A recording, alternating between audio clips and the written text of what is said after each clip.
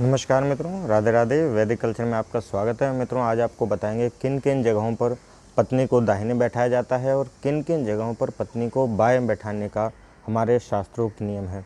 क्योंकि मित्रों, हमारे सनातन धर्म में पति पत्नी को बहुत ही उच्च स्थान दिया गया है।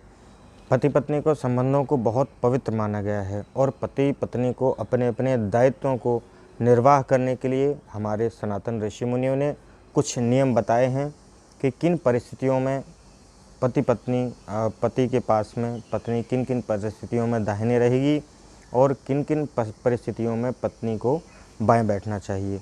क्योंकि मित्रों, पूजा पाठ के समय में पत्नी को जिस स्थान वो अलग स्थान होता है और जो पत्नी हम शयन करने जाते हैं उस समय पत्नी जिस भाग में होगी उस का भी विचार करना बहुत आवश्यक है। क्योंकि मित्रों, जो भी हमारे सनातन ऋषियों ने परंपरा रखी है बहुत सोच समझकर वैज्ञानिक विधि, जैसे आप मानिए आजकल वैज्ञानिक लोग बताते हैं, हमारे ऋषि मुनि सब वो बात पहले ही बता चुके हैं। हमारे ऋषि मुनियों ने स्त्री और पुरुष के दायित्वों को बनाया है। स्त्री के क्या कर्म हैं और पुरुष के क्या कर्म हैं। स्त्री पुरुष के दायित्व अपना निर्वाहन करके इस धरती पर सुख सुविधाओं से इस जीवन को व्यतीत करते हैं और अंत में जाके मोक्ष की प्राप्ति करते हैं। मित्रों, मोक्ष आपको जब ही प्राप्त होता है, स्वर्ग की प्राप्ति आपको जब ही होती है। बहुत से लोग कहते हैं हमने स्वर्ग नरक देखा नहीं है, लेकिन आप बहस करने के लिए कुछ भी कह सकते हैं, लेकिन जो हमारे शास्त्र हैं वह प्रमाणित हैं। शास्त्रोक्त नियम बताए गए हैं हर चीज़ के, उन नियमों से यदि आप चलते हैं तो निश्चित रूप से आपको भगवत प्राप्ति होगी।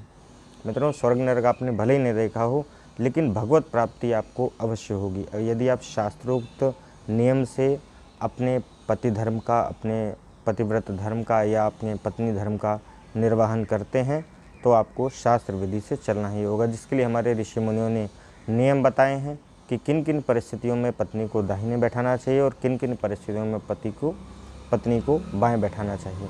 शास्त्रों के अनुसार जो भी कर्म स्त्री प्रधान कार्य हैं, जैसे कि सहवास करना और बड़े बुजुर्गों की सेवा करना और जो भी नित्य नैमित्तिक कार्य हैं, उसमें पत्नी को बाएं हमेशा रखना चाहिए, मतलब बाएं भाग में बिठाना चाहिए। ऐसे ही जो पुरुष प्रधान कर्म हैं, जैसे यज्ञ अनुष्ठान, विवाह आदि, और यदि आप कन्यादान करते हैं या किसी विवाह शादी करते हैं, यज्ञ अनुष्ठान कोई करते हैं या घर में कोई पूजा पाठ कराते हैं, उसमें पत्नी को हमेशा दाहिनी ओर बैठाना चाहिए।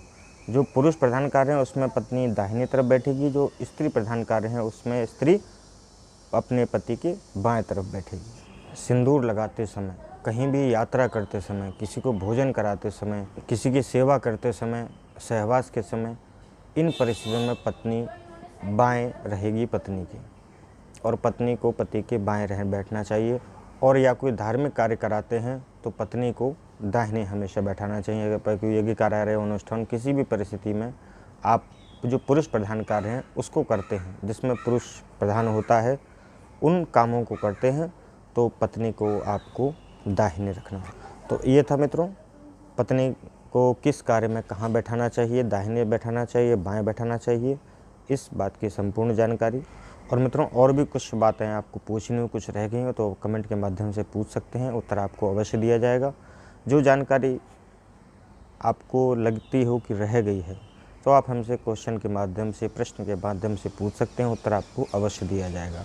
तो आज के लिए मित्रों बस इतना ही। कल किसी नए विषय पर चर्चा करेंगे। तब तक के लिए धन्यवाद, नमस्कार, राधे राधे, जय हिंद, वंदे मातरम।